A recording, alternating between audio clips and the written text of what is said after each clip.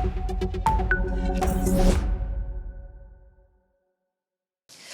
Minister Narendra Modi has arrived in Colombo, Sri Lanka today. Tomorrow is going to be a big day for the heads of the states of the two countries.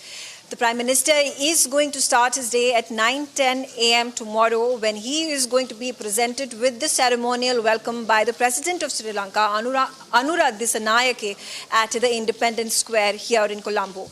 After that, he would be escorted to the Presidential Secretariat where President Dissanayake will have restricted talks with the Prime Minister. High on agenda are defence, healthcare, debt restructuring and more. The leaders are then going to present with the MOUs that are going to be signed between both the countries. After that, there are, of course, going to be the press statements that are going to be released by both the leaders to the media, to the public.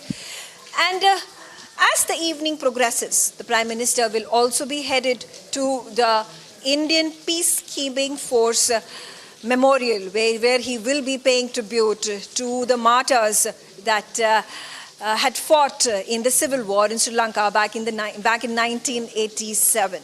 Well, after the state banquet, which will bring us to the end of tomorrow, is a new day on April 6th. April 6th in the morning, early morning, Prime Minister Narendra Modi will be flying to Anuradhapura. Anuradhapura being a very significant place because it is not just a religious site, it is not just a heritage city, but it is also the hometown of the President of Sri Lanka, Dissanayake. Over there, the Prime Minister, after paying his tribute to the Bodh temple, to the Bodh tree, he will also be inaugurating 2 rail projects which have been built with the help of Indian financial assistance in Anuradhapura.